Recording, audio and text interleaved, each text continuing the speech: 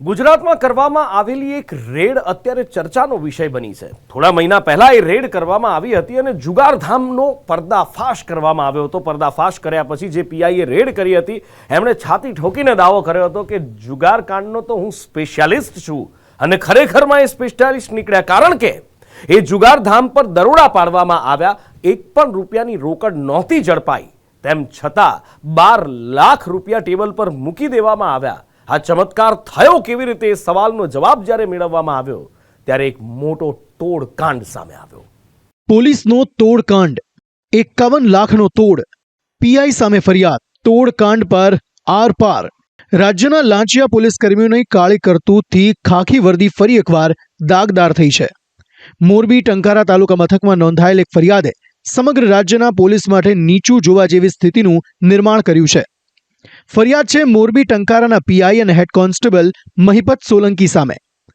આ લાંચિયા પોલીસ કર્મી પર આરોપ છે કે તેણે જુગારધામમાં રેડ પાડી 51 લાખ રૂપિયાનો તોડ કર્યો છે, જેની ફરિયાદ બીજા કોઈએ નહીં પણ પોલીસે જ પોલીસ સામે નોંધાવી છે।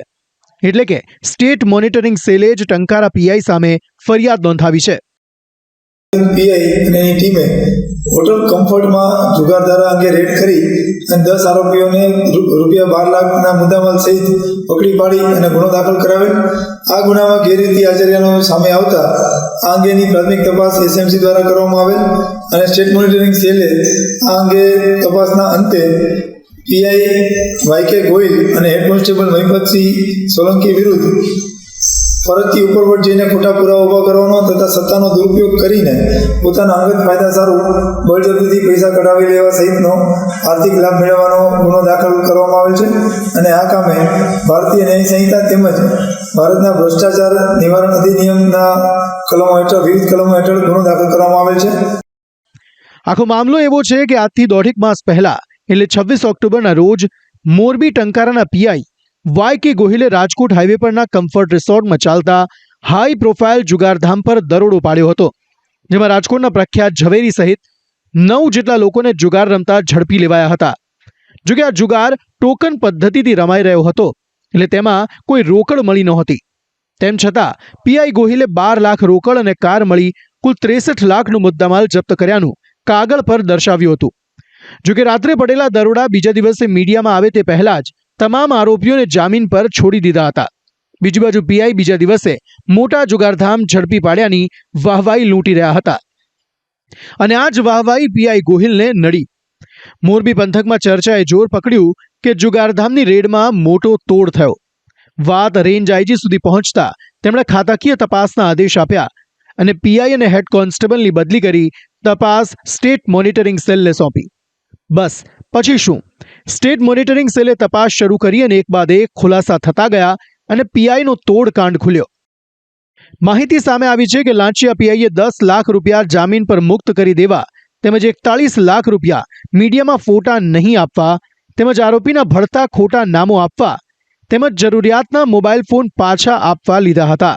મહત્વનું છે કે પોલીસની તોડબાજી અને ગુનાહિત પ્રવૃત્તિઓમાં સંડોવણીના કારણે છેલ્લા 12 મહિનામાં 9 પીઆઈ સસ્પેન્ડ થયા છે।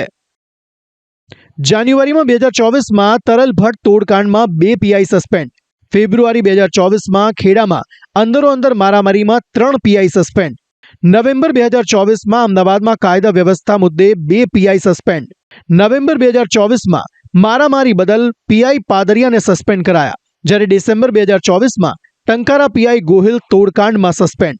મોરબી ટંકારાના જુગારધામ મામલે સ્થાનિક રાજકારણ પણ ગરમાયું છે। સ્થાનિક ભાજપના ધારાસભ્ય કાંતિ અમૃતિયાએ પીઆઈને સસ્પેન્ડ કરાતા કડક કાર્યવાહી બદલ નિવેદન આપ્યું હતું કે મોરબીમાં બધું જ ચાલશે પણ ભ્રષ્ટાચાર નહીં, જેની સામે જિલ્લા કોંગ્રેસ પ્રમુખે પલટવાર કર્યો કે જિલ્લામાં બેફામ ભ્રષ્ટાચાર ચાલે છે।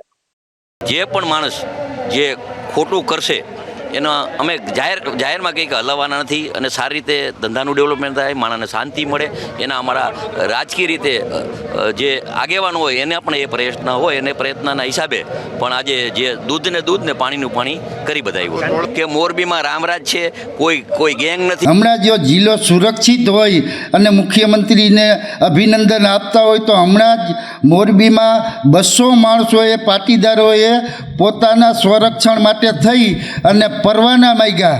તો મોરબી જિલ્લાની અંદર આરટીઓ ઓફિસ હોય કે જિલ્લા પોલીસવાળાની કચેરીઓ હોય કે એલસીબી હોય કે તાલુકા પોલીસ.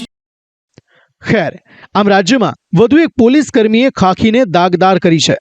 કેટલાક લાંચિયા પોલીસ કર્મીઓના કારણે પોલીસની છબી ખરડાઈ રહી છે.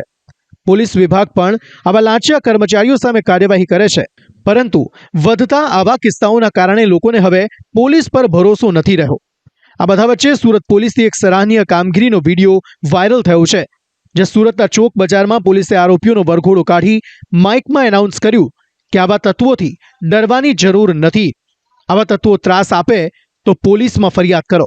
આવા કોઈ લુખાઓથી ડરવાની જરૂર નથી. બરાબર, ગમે ત્યારે 100 નંબર અથવા તો ઇમિડિયેટલી પોલીસનો કોન્ટેક્ટ કરી શકો છો અને સંપર્ક કરી શકો છો. આવા બે કોડીના લુખાવાટોથી કોઈ ડરવાની જરૂર નથી. અમે તમારી સાથે જ છીએ.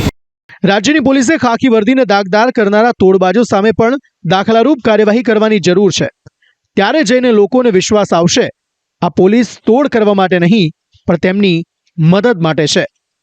બ્યુરો રિપોર્ટ, સંદેશ ન્યૂઝ.